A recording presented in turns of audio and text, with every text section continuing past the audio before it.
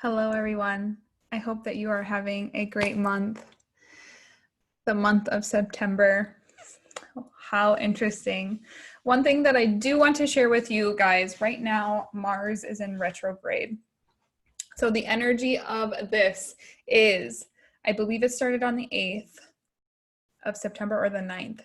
But, anyways, the energy of Mars in retrograde is that during this time, a lot of things might be coming up that are irritating you. So if you're noticing that you're really irritated, that you're very emotional, this is very common when Mars is in retrograde. But with this being said, there is very powerful, beautiful energy that also goes along with Mars being in retrograde. If you feel very action orientated, this is the energy that Mars in retrograde brings. Maybe more motivation, maybe more productivity. There's just this great energy of like wanting to get things done.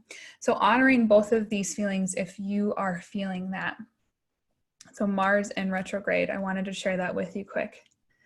So when I was channeling and working on what I wanted to share this month, it was a little bit tricky and I met with some resistance. But I kept getting the message to share this with you all, so I will. So I would say for like the past month, things have felt a little off for me. And I just wasn't having a lot of energy. I didn't have a lot of drive and motivation to do things. And my creativity was just so low. Like I consider myself to be a very creative individual. That just comes very natural to me. I see the visions. I have all of these beautiful ideas. And the past month or so, it was crickets. And it was actually very scary for me because I've never really had to experience this before. So I want to share with you guys kind of just what I did and the things that I practiced during that time to help me get out and shift out of this funk. And this could be used for like whenever you're in a funk or things are feeling off or whatever it might be. Like these are good things to maybe contemplate or think about for whatever season you are in.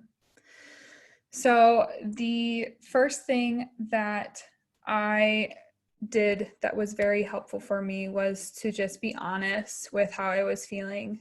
I think definitely during this time of everything going on in the world, it might seem very inadequate for us to share that we're feeling off because there are a lot of other people that are suffering in the world and whatever that might be. But I think it's very powerful that we can honor that things maybe don't feel okay and to normalize that, yeah, it's okay to not be okay. So that was really important for me. I think just as a small business owner, I have this limiting belief that I always have to have my poop in a group. And I just kind of try to keep pushing through. So one thing that really helped me was to reach out to those safe people that I knew would support me through this hard season. So I have a mentor that I talked to a few times about it and was able to just kind of like voice it and honor how I was feeling without any judgment or shame, and to really just express what was going on in my mind and in my heart. And then 2, I also see or chat with a coach every other week. And those sessions are very beneficial for me. Usually it's, working on business stuff, but for this time, it was really just about me processing out loud. There's such a beautiful gift in working with a coach and being able to say out loud and voice the limiting beliefs, the self-doubt, the conditioning, like any of those thoughts that are floating around in our mind at all times. And sometimes we don't even notice that they're there and that we have those beliefs until we process through certain situations. So that was very beneficial for me just to get clear and to process. So if you are if that resonates with you, like thinking about working with a coach. Hi. Working with a coach or working with someone that you feel comfortable with, or finding that safe person that you can process with. The second thing is to I put down doing less. So this is really interesting. I think sometimes we define our worth and who we are as an individual by what we do and what we accomplish. So there are those real moments, which I have, I would say every now and then, often, of if I'm not doing enough, then I'm not being enough, that I'm not enough. And that's not true. Sometimes when things are off and the creative flow is off, doing less of that thing, like pivoting to do, and we'll talk about this later on, is like doing more of like what brings you joy, like stepping away from the project at hand or stepping away from the situation so that you can kind of get a different perspective of it.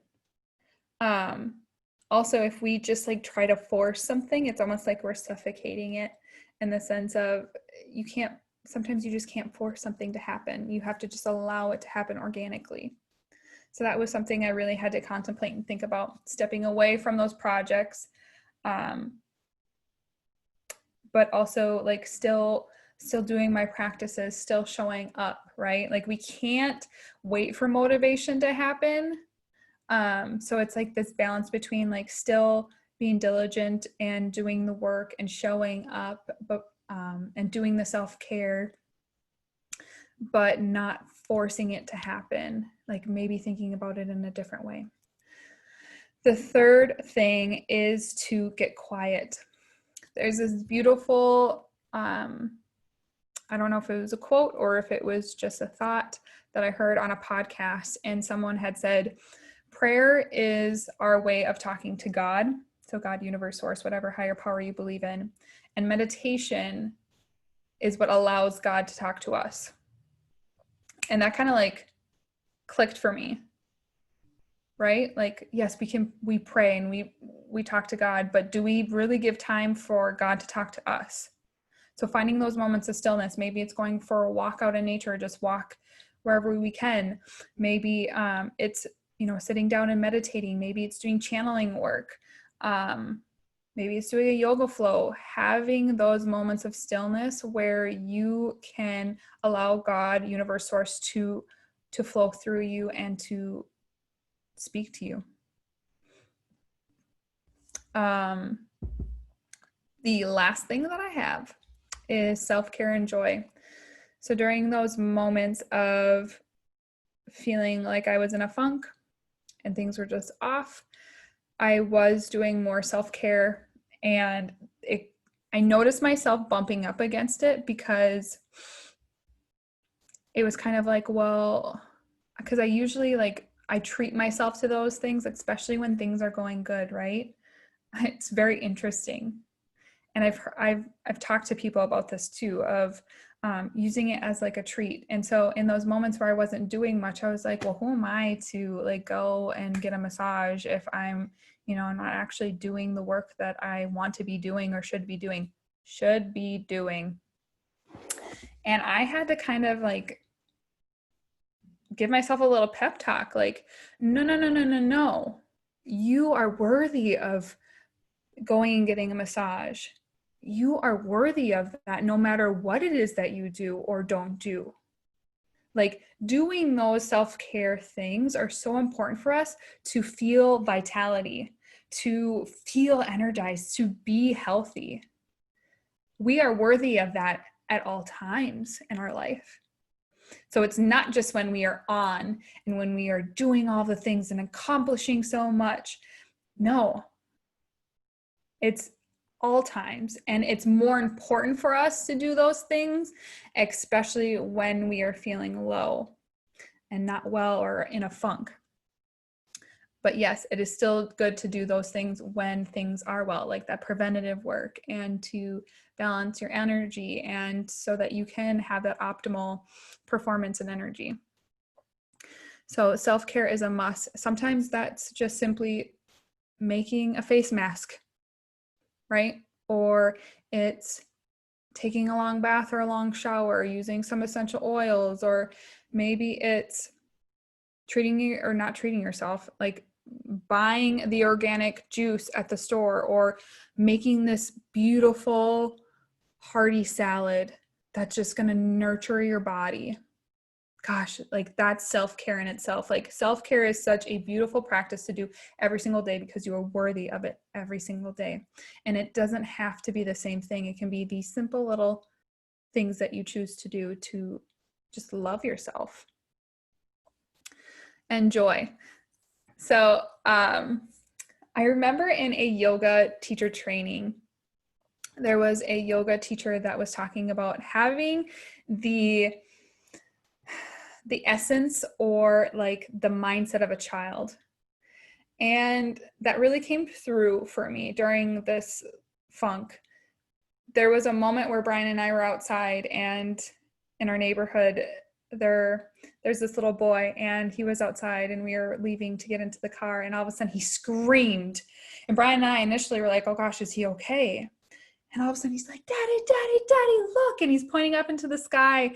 And there is this, like, I don't even know, it was like this motorized car with his parachute on top that he was just so excited to see. And he crawled up on his dad's shoulders, and he just sat there, and he kept pointing at it and screaming about it. And he was so excited.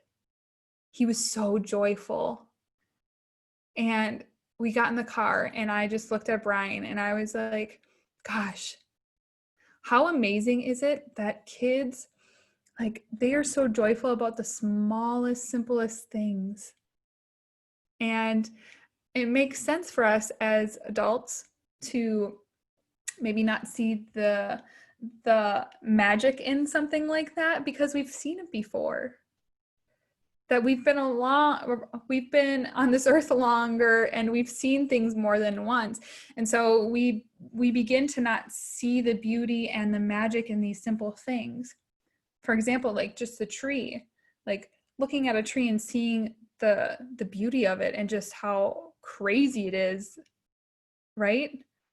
Like it's this strong tree with these beautiful leaves. You get what I'm saying? Or like looking at a flower and like really observing a flower, like that in itself is kind of just amazing. Like if you really look at it, or when you hear little kids or your loved ones laughing, like how juicy and amazing that is. Like just embracing those moments, or seeing someone smile and seeing the lines in their eyes and in their cheeks, and just seeing the beauty in that. Like just the joy, or doing things that are joyful for you. Maybe it's doing a sport that you haven't done in a while, or trying a recipe that is new that seems very delicious to you. There's just these small things, meeting with someone that you haven't met with a while, or traveling to a different town and going to a coffee shop. So these things are important. Tuning into that joy so that you can then kind of just recharge your battery and tap back into that creativity and that energy. So I hope that these things are helpful for you. And also, again, just to normalize that it's okay to not be okay. It's okay to have these moments where things feel off. And in those moments, that's where the growth happens. That is where we kind of can look at the shadows or those difficult times and really just assess what's going on, and make way for a beautiful new energy to come through, and make way for, just this new insight or connection to Gus, God, Universe, Source, to come through. So I'm sending you guys so much love, and I will chat with you soon. Reach out to me if you have any questions. I am offering in-person energy healing sessions and raindrop technique sessions. I am available on Mondays, so there are still a few slots available for the month of September. Otherwise, I am scheduling out into October already. And if you're looking for any coaching, life coaching, empowerment coaching, definitely reach out to me as well. I am doing virtual coaching sessions for that. So yes, talk to you guys soon. Bye.